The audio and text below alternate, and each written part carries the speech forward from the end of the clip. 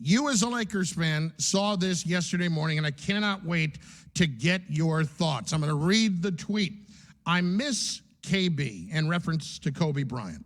He would understand and explain everything that I'm not allowed to. Honestly, he was the greatest Laker ever. He understood team over self, meaning your rewards would come if you valued team goals over your own, and then everything would fall into place. All can reply. All right, Chris, as a Laker fan, who was Jeanie Buss aiming those very subtle jabs at? I mean, it seems like she could be aiming those at Anthony Davis or Russell Westbrook. I don't think it's LeBron James, because LeBron James has essentially done everything right in his NBA career, and since he's come over to the Los Angeles Lakers, done nothing but, be a model citizen and help lead this franchise to another championship banner in the rafters. So I don't think this is a LeBron thing. I think this is aimed at Anthony Davis and questioning his commitment to winning. This could be aimed at Russell Westbrook and questioning his commitment to buy into what new head coach Darvin Ham might want him to do in the plan moving forward, the way that the Lakers want to play this upcoming season. It could be directed at some of the guys that Jeanie Buss could potentially be interested in bringing in, like Kyrie Irving.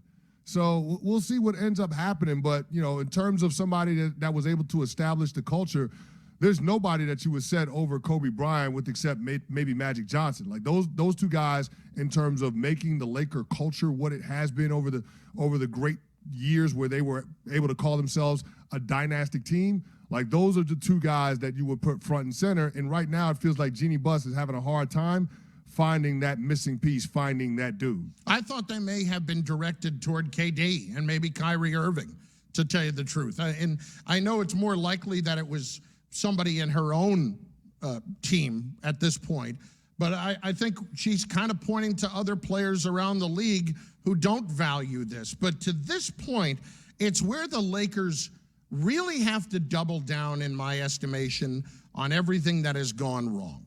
And if I am the Nets, I am going to listen on this kind of a deal. The Lakers need Kyrie Irving. There's no other way to put it. The Lakers need Kyrie Irving.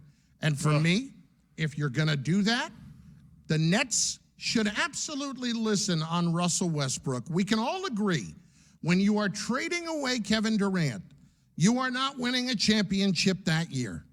Is that fair? I think that's fair. That's fair. You have 1 year at $47 million, an expiring contract that you can either hang on to yourself or you could trade for valuable assets at the trade deadline. So if I'm going to take Westbrook back in a Kyrie deal, here's what I can do. I can make the Lakers take Joe Harris in his contract, and I can take a first-round pick from the Lakers, whether it's 2027 or whatever. And it is more than a fair deal for the Lakers. They have to stop barking up the Seth Curry tree, because that contract is one that the Nets can live with. Joe Harris, on the other hand, is one that the Lakers can take the deal to even out the money. And Chris, Joe Harris can help them as well. He's not dead weight for them. Well, they need shooting, right? Yep. That's been the biggest issue for the Lakers. They haven't been what they need around LeBron. You've always talked about LeBron that. James. So adding Joe Harris definitely does that. We'll see if he comes back healthy. But I like that deal, Carlin, that you put out there. And if you're the Nets, that's probably the only deal where you're talking about being able to get draft assets that could be significant in terms of helping you rebuild your team. Because you got to think that 2027 first-round pick has got to be included in that deal if you're going to give them Kyrie Irving, right? That has to be included. So, I mean, in looking at where Kyrie's value is around the NBA, that could be a win for both teams. That's a win for the Lakers because they get another piece that they could add to their roster that would go along with complement Anthony Davis and LeBron James. Not to mention, Kyrie brings some shooting too. So if you add Kyrie, you add Joe Harris, all of a sudden as a Lakers fan, I feel a lot better about, the supporting cast for LeBron and trying to take advantage of the twilight of his career. The only problem with that, Carlin, is you don't know if Kyrie's going to show up. Like, that's the only problem with it. Kyrie might say he wants to get to the Lakers. The biggest question mark is, will he show up? Will he be motivated? Will you get the best version of Kyrie Irving? And I think the reason why the Lakers would be willing to bet on it more so than any other team around the NBA is because LeBron James is there, and LeBron James won a title with Kyrie Irving. LeBron James knows to a degree, no doubt. to a degree what makes Kyrie tick. Yeah, and so as uneasy as Kyrie makes me as a Lakers fan, I can understand why the Lakers, Jeanie Buss and Rob Pelinka would be willing to make that deal. And the deal makes a whole lot of sense for the Brooklyn Nets because, let's face it, Kevin Durant is not going to be on that team. No. And that was the only reason that you were hesitant to trade Kyrie Irving to the Lakers for Russell Westbrook. It's because you didn't know whether or not KD could coexist with Russ at this stage in their career. So now that you know you're moving on from KD, go ahead and make the deal for Russell Westbrook and for that 2027 first-round pick. And, oh, by the way, you can ship some more salary out of the door, and you'll be able to have that much more financial flexibility. Who tweeted, and I quote, "I miss KB. He would understand and explain everything that I'm not allowed to. Honestly, he was the greatest Laker ever. He understood team over self, meaning your rewards would come if you value team goals over your own, then everything will fall into place. All can reply," end quote. That's what Jeanie Buss, the Lakers owner, tweeted about Kobe Bryant and what's going on with her basketball team. 2:11 a.m. in the morning, East Coast time. So, yeah, 11:11. Yeah. Yeah, West Coast time. A lot going on. In your bag, in your feelings about it. I didn't take this as a shot at LeBron or a shot at AD. I didn't. Why not? Because I don't think that's who Jeanie Buss is. I paid attention to her.